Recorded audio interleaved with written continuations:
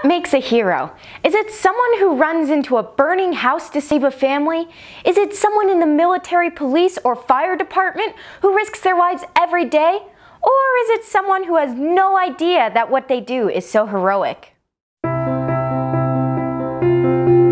Ayla Charnas was 3.5 when she was diagnosed with a rare, life-threatening, and chronic blood disorder called idiopathic thrombocytopenic purpura, or short for ITP.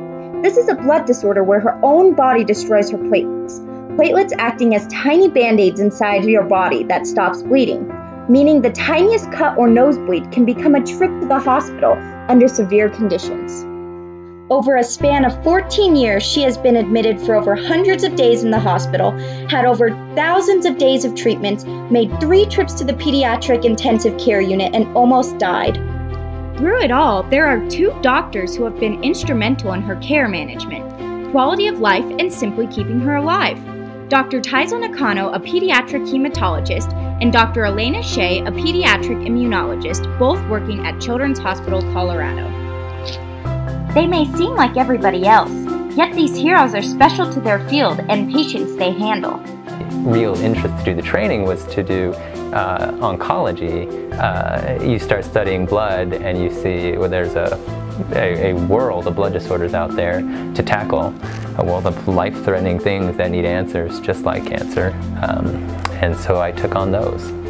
I like to think I'm a pretty logical, reasonable person, and immunology, everything tends to be pretty logical. There's event A that leads to event B in a cell that leads to event C. These heroes have seen all types of difficult patients, yet Ayla has shown she is a unique case and has had many complications, teetering on the line of death. Yet Dr. Nakano was able to handle these issues with a calm composure. By the time Ayla started to get older and older and refractory to band-aids that we know how to put on ITP, you'd realize she classified herself very early as chronic disease. And that's already, she's under 20% of patients just doing that. And with that population, that 20% population, you can use second-line, third-line therapies. You can obliterate someone's immune system. You can take their spleen out. And she saw it all. With most of Ayla's life being tethered to the hospital because of her medical condition, last year she was finally able to feel free for the first time due to the daring decision of her heroes. The 2 doctors collaborated to give her the best treatments they found. We know that it's an immunosuppressive drug, and we knew that there is evidence there to think that her immune system was overreacting.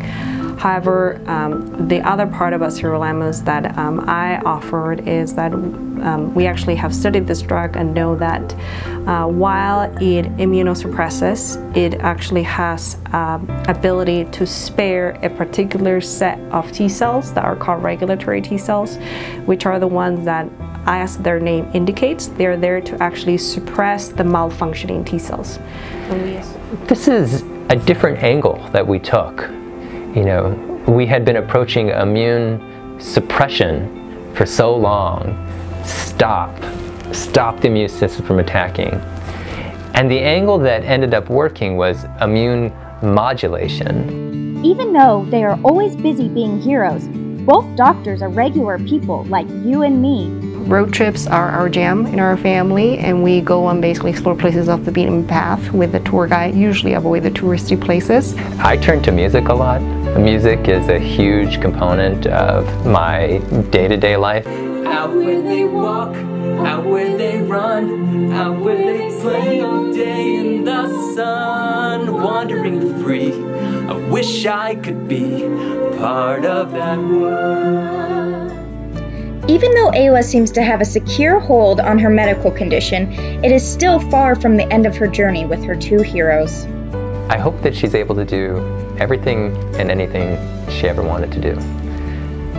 With appropriate therapy, with the right thought process, our goal was to just give her opportunity to untether her from the institution and to let her have the life she's always wanted to have.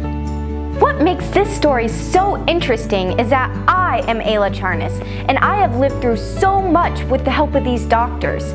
These are my heroes among us, for he saved my life and she gave me a life.